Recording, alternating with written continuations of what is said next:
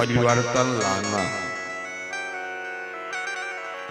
भागवत भगवान का अर्थ है कि चिंतन करना। यह शरीर क्या है? चलता फिरता कब्रिस्तान है। जाने के बाद जब आते हैं जीव तो मुट्ठी बांध करके जीव आता है। आने के बाद इस सांसारिक मायाओं में बंधा हुआ जीव जब जाता है तो यह शरीर अकड़ा हुआ जाता है और हाथ फैला करके जाता है। साथ में कुछ भी नहीं आता है। सुखदेव जी कहते राजन परीक्षित, यह जो भागवत धर्म का उपदेश दिया जाता है, चलते फिरते उठते बैठते परमात्मा रूपी शरीर को मंदिर बना लो और इस मंदिर में जाकर के राधा माधव का वास दे दो। और जब राधा माधव का वास होगा, चिंता छोड़ करके चिंतन करो, चिंता वृत्ति को छोड़ो, वेद विरुद्ध आचरण को छोड़ दो। ये तरह से महामुनि सुखदेव जी राजा परीक्षित को उपदेश देते हैं। बोलो वृंदावन बिहारी लाल की जय। सुखदेव जी कहते राजन परीक्षित, हम आपको तुम्हें एक उदाहरण बताने जा रहा हूं कि प्रभु चलते फिरते उड़ते बैठते छोटे मोटे अधिक बात जीव में पाप कर्म हो जाते हैं। चलते समय चींटी भी दब जाती, भोजन बनाते समय लकड़ी में चींटियां आ जाती हैं, तमाम अन्य पाप हो जाते हैं। तो ऐसे पापों के निमित्त 5 प्रकार के बताया गया है। उन समस्त साधनों में 5वां साधन सुखदेव जी राजन परीक्षित जी को एक बड़ा ही सुंदर साधन बताया। कहते परमोत सबसे बड़ा साधन क्या है? भगवान का कीर्तन। जहां भी रहो, जिस परिस्थिति में रहो, राधा माधव का कीर्तन करो। बस थोड़ा सा।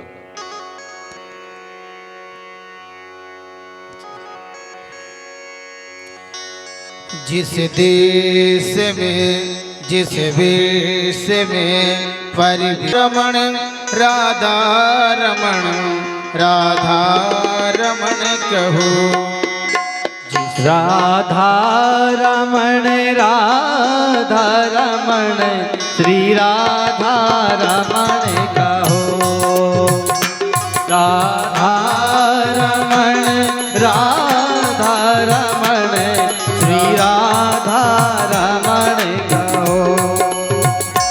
जिस देश में परिवेश में, जिस देश में परिवेश में, विदेश में रहो, राधा रमण राधा रमण श्री राधा रमण कहो।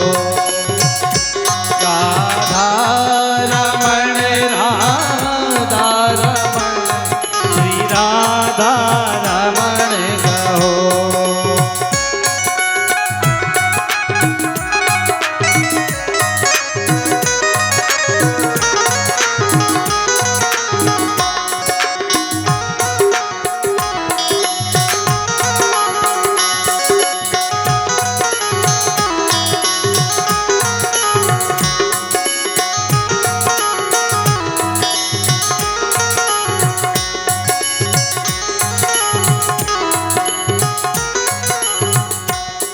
राधा रमण राधा रमण राधा रमण कहो।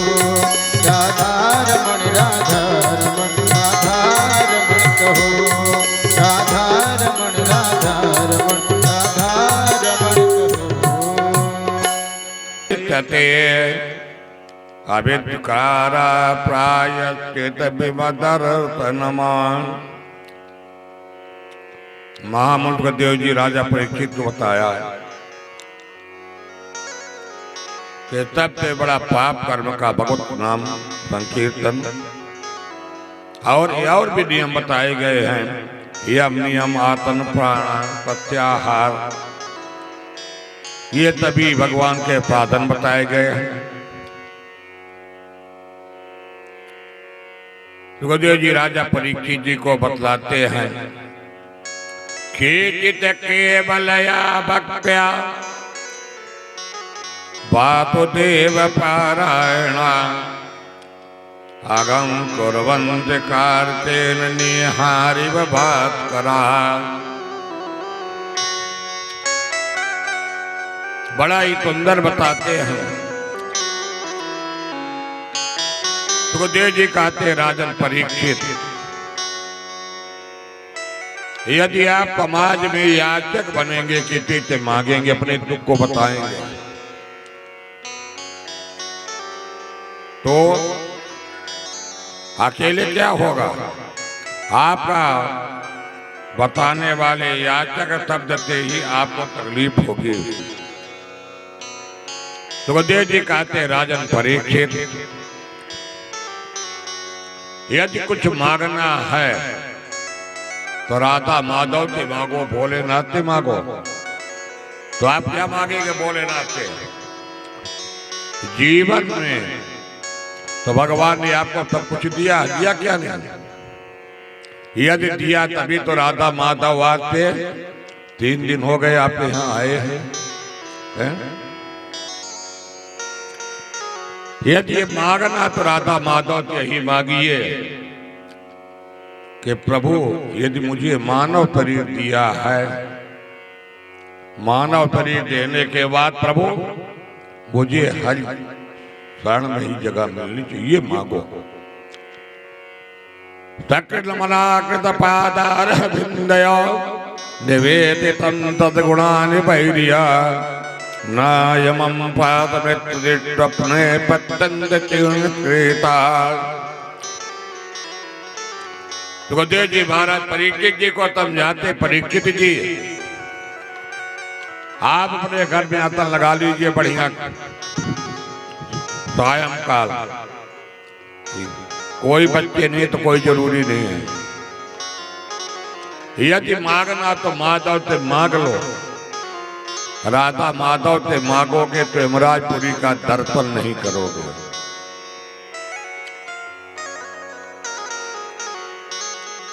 यदि आपने अपने बच्चे को, नाती को विदेश में भेज दिए तो उससे भी मत मांगो कि मेरे लिए कुछ पार्सल भेज दो बेटा, ये मत मांगो। मांगना राधा माधव से मांगो कि मैं अंतिम में जाऊं तो मुझे यमराजपुरी ना देखना पड़े।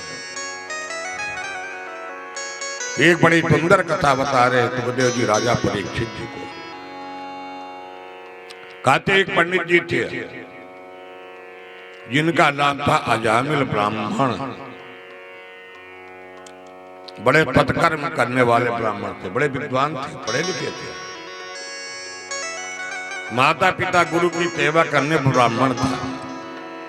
बड़ा तेजस्वी ब्राह्मण था, बड़ा मनस्वी ब्राह्मण था, शास्त्रों का बोध भी था। पर देखिए सब कुछ होते हुए भी इस नेत्र में चंचलता रूपी दित्य को देख करके पाप कर्म की वासना आ जाती है इस शरीर में। पंडित जी सायंकालीन के समय लकड़ी लेकर के जंगल से आ रहे हैं, हवन की तमिता सामग्री लेकर के आते हैं। रास्ते में एक कामनी इसे मिल गई जिनका नेत्र चंचल युक्त उस स्त्री का है। शरीर अधोवस्त्र हटा हुआ है। मेरे दोष के कारण उसका मन विकृत हो चुका है। ऐसे गणिका के सानिध्य में आकर के पंडित जी भी देख करके पंडित जी की बुद्धि बिगड़ गई।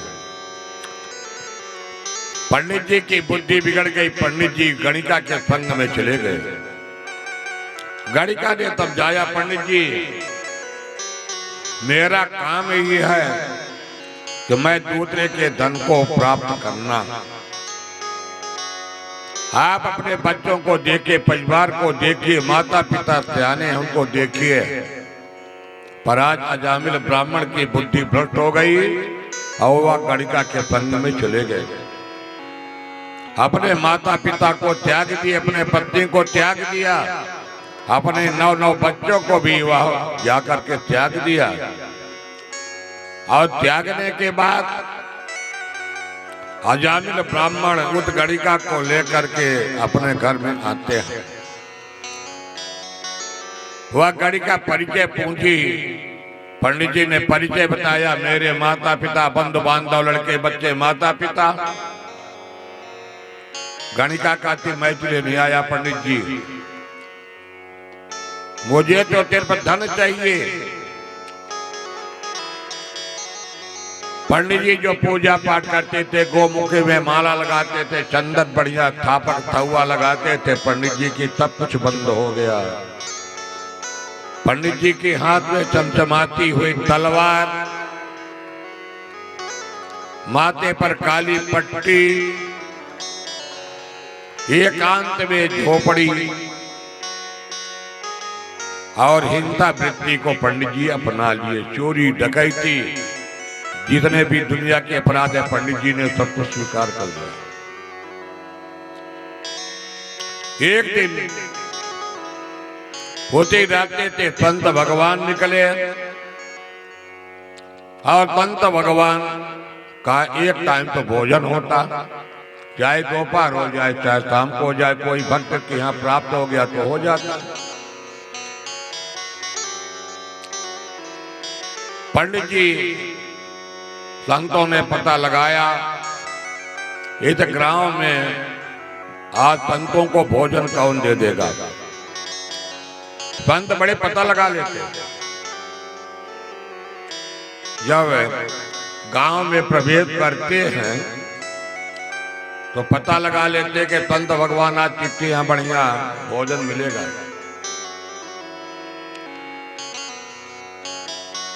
तो संतों ने पता लगाया कि मिश्रा जी के यहाँ बढ़िया भोजन पानी मिलेगा, बाइस बढ़िया लगती है, दूध मिल जाएगा। मास्टर आदमी रिटायरमेंट है, पेंशन भी पा गए होंगे तो थोड़ा सा बरविदाई भी मिल जाएगी। संतों ने बढ़िया लोकेशन बना लिया। अजामिल ब्राह्मण ने जब पता लगा कि यह संस्कार से विहीन हो चुका अजामिल ब्राह्मण, संतों ने जाकर घर में डेरा डाल दिया। एक कुएं पर जाकर के संतों ने बैठ गए। महंत जी अपने पित्त मंडली में एक पित्त को भेजे कि जाओ इस घर के सीधा आटा चावल कुछ लेके आ जाओ। सुखदेव जी कहते, राजन परीक्षित, यदि जीवन के अपराध को स्वीकार कर लिया जाए तो वहां से प्रायश्चित आधा दूर हो जाता, 50% दूर हो जाता। जब संत भगवान ने जाकर के गणिका के दरवाजे में आवाज लगाई, गणिका बाहर निकलती है। गणिका जब बाहर निकलती है तो कहती है, संत भगवान क्या चाहिए। संतों ने निवेदन किया कि हम 5 मूर्तियां हैं, महंत जी सामने बैठे हुए, आज मैं चाहती हूं कि आपके यहाँ से कुछ ठाकुर जी को भोजन प्रसादी व्यवस्था हो जाए। गणिका कहती है कि जिस अजामिल ब्राह्मण को आप पूछ रहे पंडित जी, संत भगवान, वह आज अजामिल ब्राह्मण नहीं रह गया, एक खूंखार डाकू बन गया है। पर हम आपकी भोजन के लिए व्यवस्था कर देती हूँ। पर देखिए संत भगवान, मैं अपने हाथों से भोजन बना के नहीं दे सकती हूँ। वह गणिका कहती है, संतों की कहती है कि मैं गणिका हूँ, मेरा शरीर अपवित्र है, मेरा मन अपवित्र है, इसलिए यह हाथ भी अपवित्र है, मेरा पूरा सर्वांग अपवित्र है। मैं गणिका हूँ, मैं ठाकुर जी को भोग लगा करके आपके धर्म को नष्ट नहीं करना चाहती। सूखे आइटम को गणिका ने दे दिया, चावल दाल जो भी घर में था दे दिया। संतों ने आए, महाराज जी से पूरी घटना की जानकारी दिया। महाराज जी ने, बड़े महंत जी ने, भोजन तो बन गया, ठाकुर जी को विश्राम के समय भोजन की तैयारियां हुई, भोजन बन के भोग भी लग गया। आज जब भोग भी लग गया, पर संत भगवान जो महंत जी थे उनके मन में विचार आया, ये तो अपवित्र भोजन को यदि मैंने कर लिया, गणिका का उद्धार मैंने न कर पाया, तो मेरा जीवन सार्थक नहीं होगा। ऐसे विचार करके वह ब्राह्मण संत भगवान अपनी थाली को शिष्य मंडली के सामने दे दिया, स्वयं के भोजन नहीं किया। संत भगवान कुएं पर बैठे हुए हैं, अर्धरात्रि का समय है। अजामिल ब्राह्मण डकैती डाल करके अपने घर की तरफ आया, घर के दरवाजे को खटखटाया। गणिका ने बाहर निकलती, अजामिल ब्राह्मण ने कहा कि कौन है? गणिका कहती कि पंडित जी, ऊंची आवाज में नहीं, हमारा पात्र कहता नाग्रह, यदि घर की मात्र तख्ती टाइट हो जाए ना, तो कितना भी अब बुढ़ी पति हो वह लाइन में लग जाएगा। अजामिल ब्राह्मण को भोजन करवाई, कहीं सो जाइए। तो भोजन हुआ, सो गया, सवेरा हुआ। संत भगवान ने स्नान किया। संत भगवान ने स्नान करने के बाद, भोजन के बाद क्या नंबर आता? दक्षिणा। संत भगवान ने जाकर के अपने शिष्य मंडली को भेजा कि इस बार दोनों को साथ में बुला के लाओ। गणिका और ब्राह्मण अजामिल दोनों व्यक्ति आए, बैठ गए। महंत जी ने कहा कि भोजन तो आपने करवा दिया बेटी। गणिका नहीं कहते, बेटी तब तक संबोधन किया महंत जी ने, अब बेटी मुझे दक्षिणा चाहिए। तो संत भगवान के वचन को सुन करके आक्रोशित हो गया अजामिल ब्राह्मण, पंडित जी दक्षिणा मैं लेता हूं, देता नहीं। गणिका बोली, पंडित जी शांत रहो, आपसे नहीं पूछ रहे, दक्षिणा मुझे मांग रहे हैं। अब भाई दक्षिणा देखिए कौन देता घर में। मात्र शक्ति ज्यादा दक्षिणा देती, पुरुष शक्ति थोड़ा सा कंजूसी कर जाते।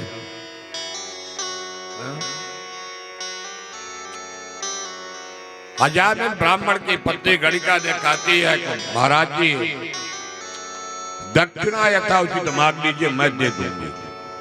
देखिए भगवत कृपा कितनी बड़ी होती। संत भगवान कहते कि मुझे आपके न रुपए चाहिए, न पैसा चाहिए, न धन चाहिए, न दौलत चाहिए, एक दक्षिणा चाहिए।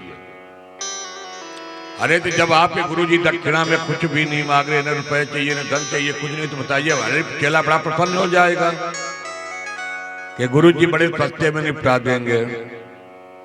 तो कहा हाँ महाराज जी बताइए क्या चाहिए। गुरुजी ने बड़ा सुंदर दक्षिणा मांगा। कहा बेटी जो तुम्हारे 9वां गर्भ तुम्हारे कोख में पल रहा है, ये तब पुत्र का नाम रख देना नारायण। ये मेरी दक्षिणा हुई, मैं चला।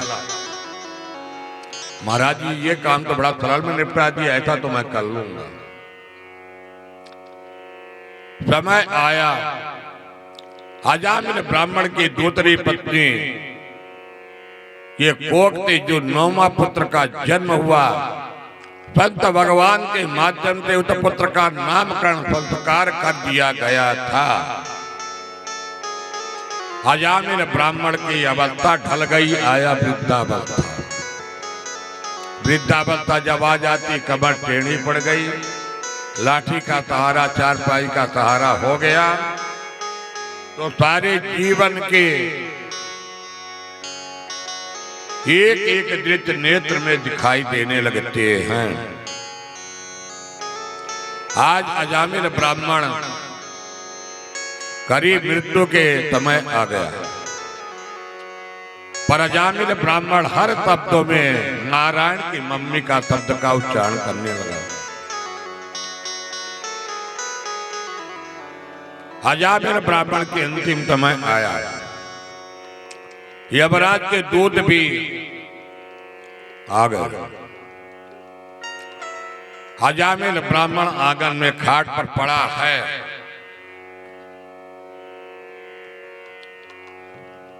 अजामिल ब्राह्मण के सामने यद्यप अजामिल ब्राह्मण अपने पुत्र नारायण को ही पुकारा, बात तो सत्य है।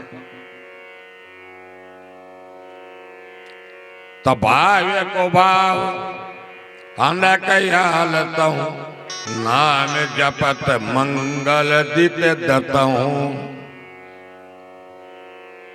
तदोरे केडा तक्तम पुत्रम नारायण प्लावितेन पैणेत कुलेन्द्रिया।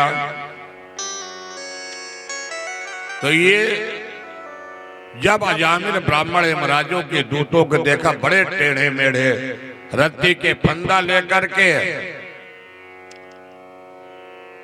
यमराज ये दूतों को देखकर डर गया अजामिल ब्राह्मण, और अजामिल ब्राह्मण अपने पुत्र को पुकारा, नारायण नारायण नारायण 3 बार पुकारा।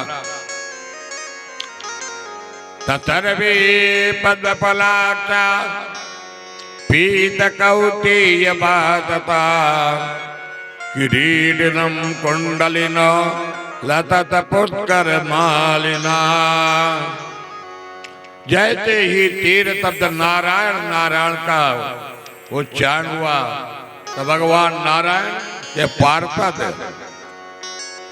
सुंदर शंख चक्र गदा 4 भुजाओं को लेकर के भगवान नारायण के सामने, अजामिल के सामने उपस्थित हो गए। अजामिल ब्राह्मण के सामने नारायण के दूत, सिरहाने के तरफ यमराज के दूत, दोनों में धक्का मुक्की भैया शुरू हो गई। पूछे ये बड़ा पापी है, अपने लड़के को बुलाया, पर भगवान के पार्षदों ने कहा यदि जीवा के अंतिम शब्द में नारायण शब्द का उच्चारण हो जाता, चाहे पुत्र के माध्यम से नारायण शब्द का उच्चारण हो जाए, वह यमराज के लोक का अधिकारी नहीं रह जाता। चाहे अपने पुत्र को ही पुकारा हो, पर उस समय हृदय में करुणा होती है, और करुणा बस नारायण शब्द निकलता। भगवान परिचय पूछे, ये बताओ तुम्हारे मालिक का परिचय क्या है? अभी महाराज के दूत बेचारे अपने मालिक का परिचय क्या बताएं कि मेरे मालिक का क्या परिचय है? तो भगवान नारायण के दूत बताते, मेरे मालिक का परिचय सुनो। वेद प्रकीर्णित धर्म या धर्म परया वेदो नारायण साक्षात् स्वयं वरिततमा। परिचय बता दिया। वेद जिनका प्रतिपादन विषय है, वेद से सारा संसार चलता है, इस तरह से जो एक व्यक्ति भगवान नारायण के नाम का उच्चारण कर लेता है, वह भव सागर से मुक्ति मिल जाता है।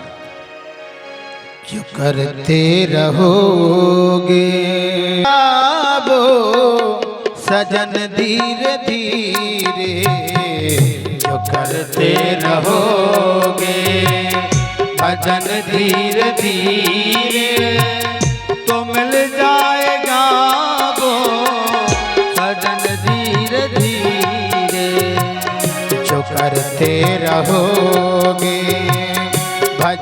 धीरे धीरे तो मिल जाएगा वो सजन धीरे धीरे जो करते रहोगे भजन धीरे धीरे तो मिल जाएगा वो भजन धीरे धीरे।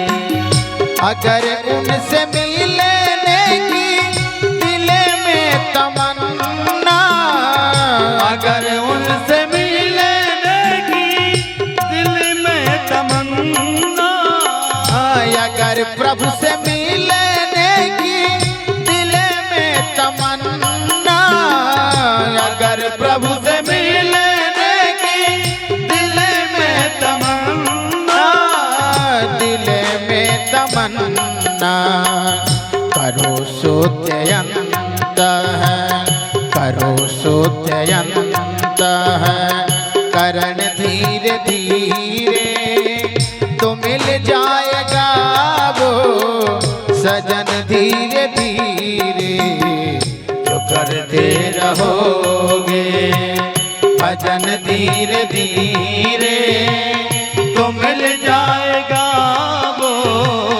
भजन धीरे धीरे। कोई काम दुनिया में मुश्किल नहीं है, कोई काम दुनिया में मुश्किल नहीं है, कोई काम दुनिया में मुश्किल नहीं है, कोई काम दुनिया में मुश्किल नहीं है, मुश्किल नहीं है जो करते रहोगे, जो करते रहोगे यतन धीरे धीरे तो मिल जाएगा वो सजन धीरे धीरे जो करते रहोगे भजन धीरे धीरे तो मिल जाएगा वो सजन धीरे धीरे।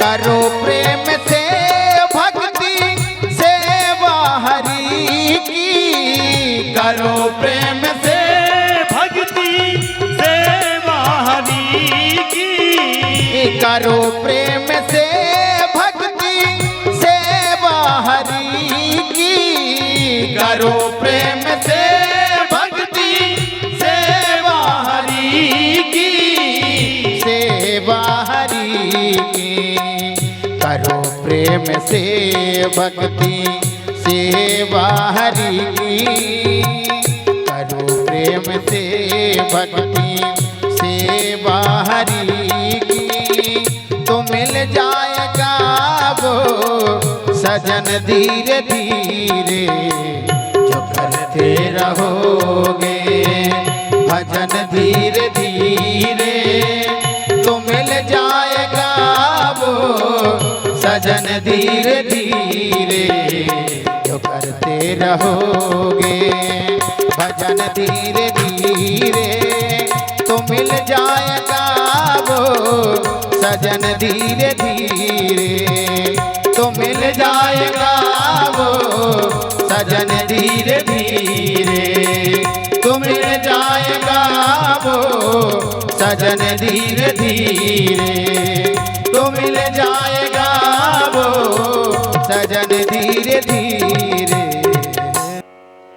तो मालिक ने कहते यमराज जी थे, जिनका नाम धर्मराज महाराज जी भी है।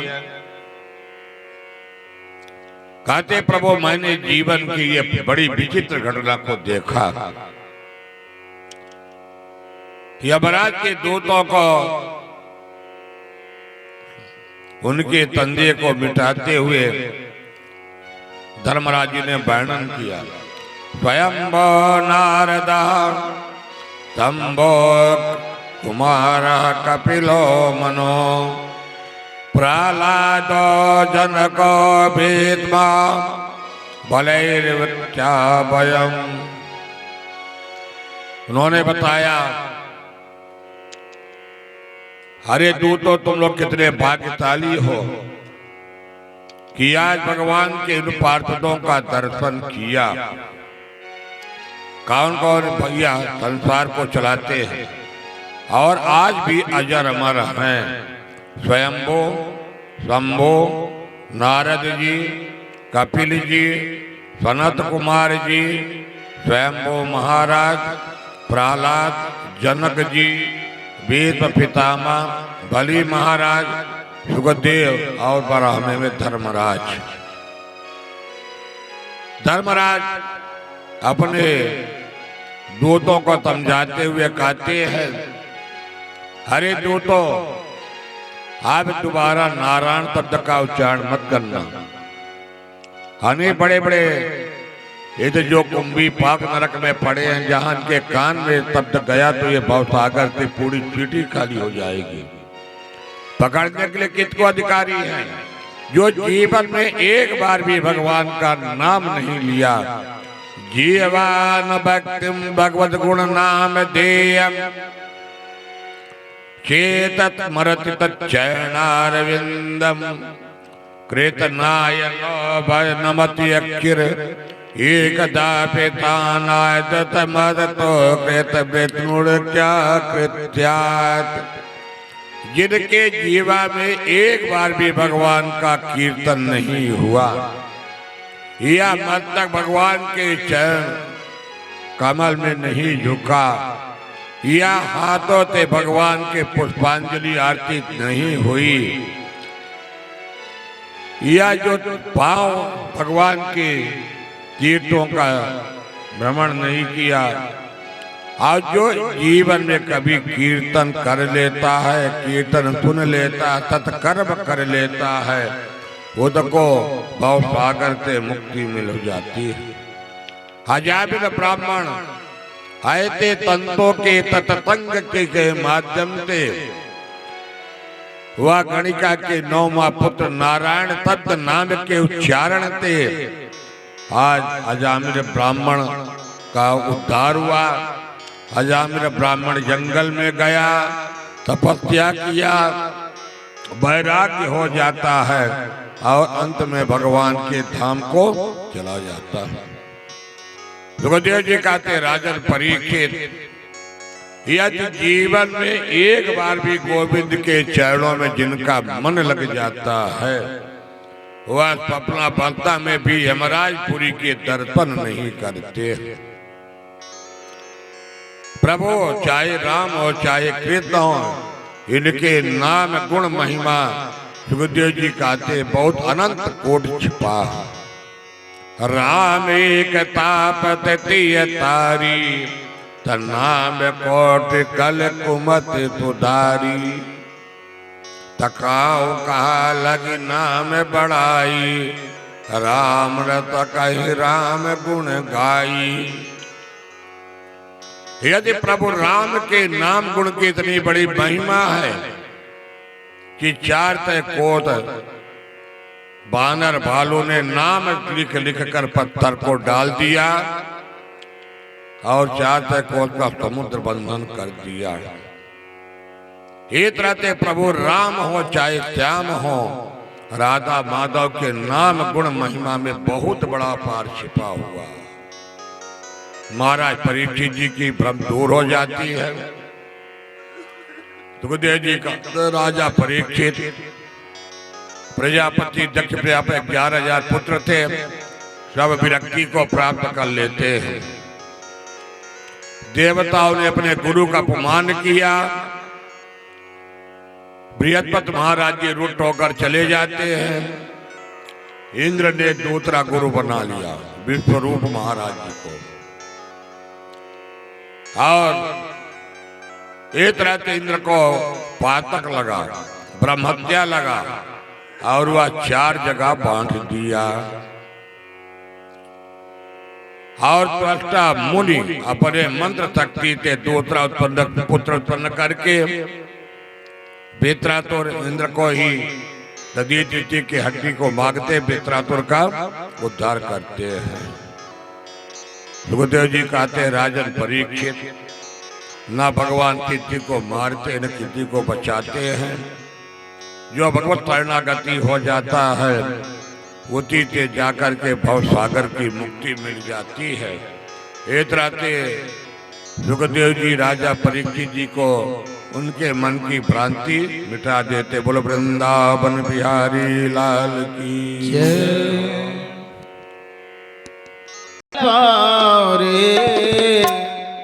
चलते डहरिया पिरा जाल पारे, जहनियों से दूर बा बलमवा के गाँव रे, जहनियों से दूर बा बलमवा के गाँव रे।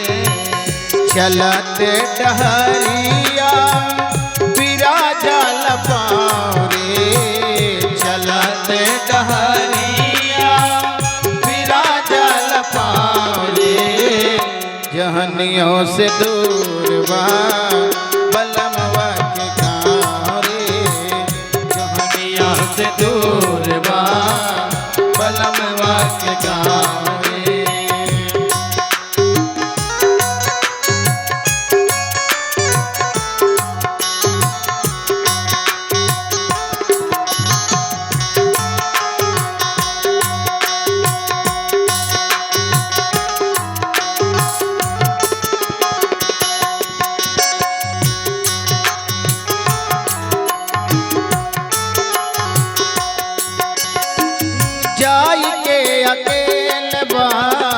संगी न साथी जाय के अकेल बा, संगी न साथी जाय के अकेल बा, संगी न साथी जाय के अकेल बा, संगी न साथी नहीं करे सवारी रे गाड़ी घोड़ा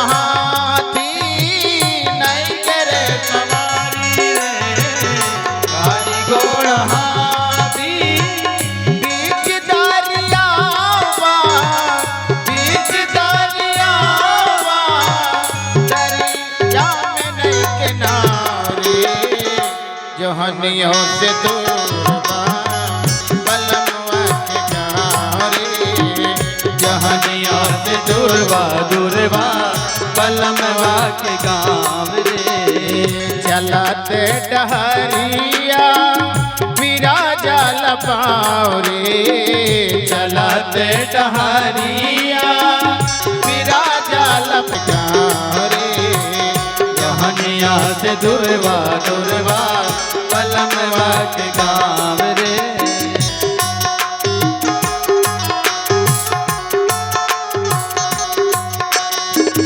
करनी न धरनी का फेरा में परनी, करनी न धरनी का फेरा में परनी, करनी न धरनी का फेरा में परनी, करनी न धरनी का फेरा में परनी।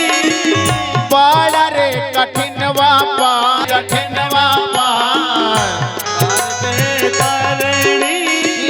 बड़ा रे कठिनवा पार कैले बाय करनी, बड़ा रे कठिनवा पार कैले बाय करनी।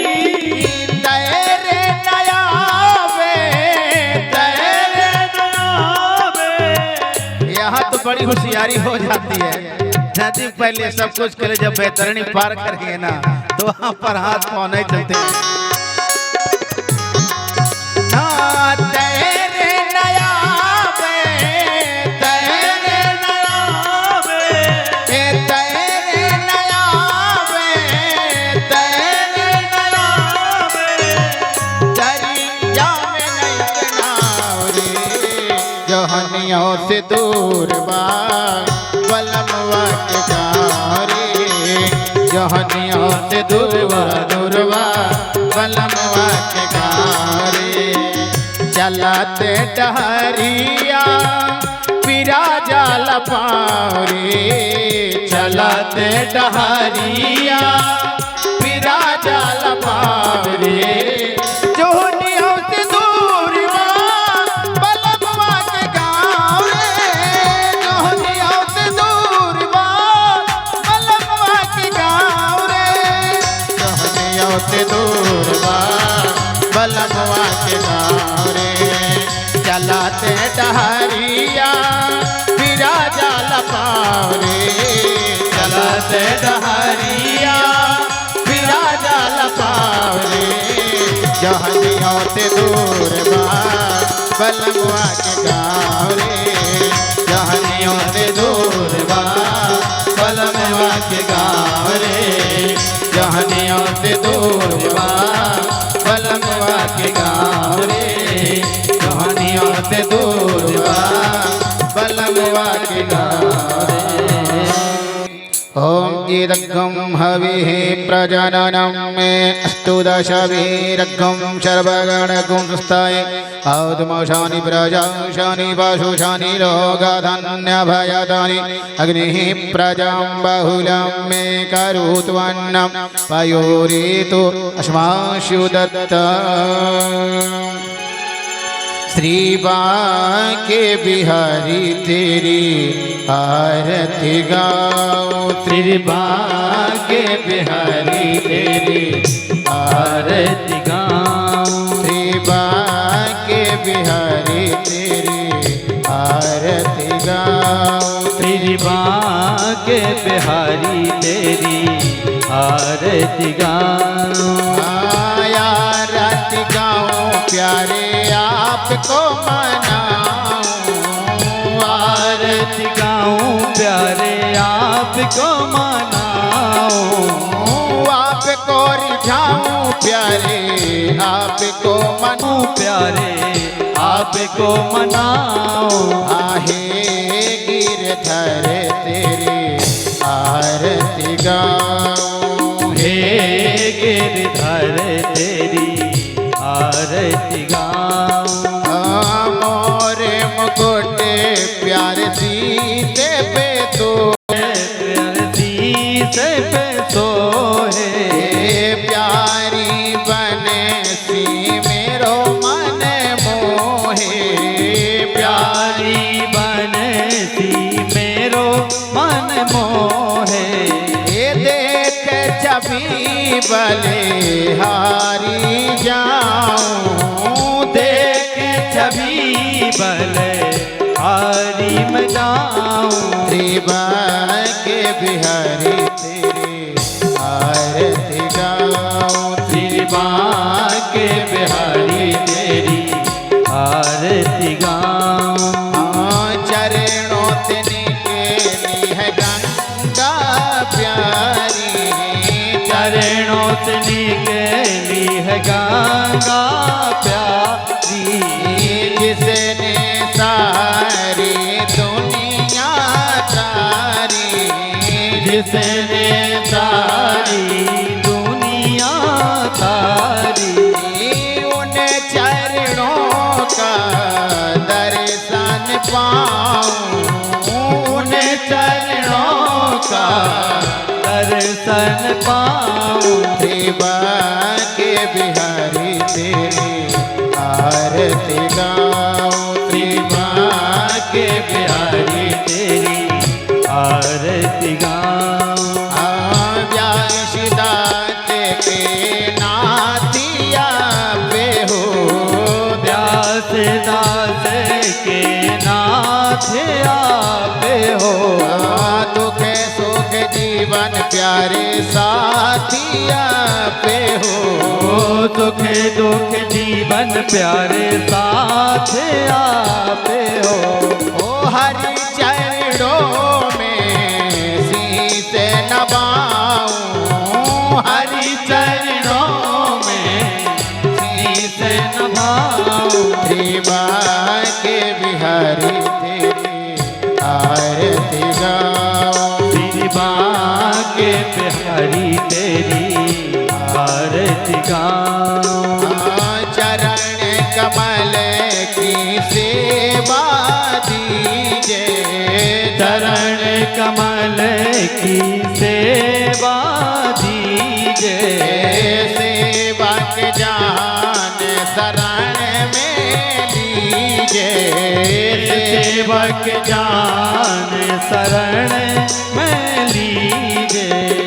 शरण छोड़े मैं आते न जाऊं, शरण छोड़ मैं अंत न जाऊं। त्रिबाक बिहारी तेरी आरती गाऊं, त्रिबाक बिहारी तेरी आरती गाऊं। कर्पूर गौरव करुणावतारम शांतारितारम भुजगेन्द्रहारम सदा वसंतम हृदयारविंदे भवं भवानी सहितं नमामि। मंदारे माला कुलतालिकाय कृपाले माला सिद्धिकराय दिगंबराय दिगंबराय नमः शिवाय नमः शिवाय। अच्युतं केशवं राम नारायणं कृष्ण दामोदरं वासुदेवं हरे श्रीधरं माधवं गोपिका वल्लभं श्री जानकी नायकं रामचंद्रं भजे। हरे राम राम राम हरे हरे, हरे कृष्ण कृष्ण कृष्ण हरे हरे, हरे राम राम हरे हरे, हरे कृष्ण कृष्ण कृष्ण हरे हरे, हरे राम राम राम राम कृष्ण हरे कृष्ण हरे कृष्ण।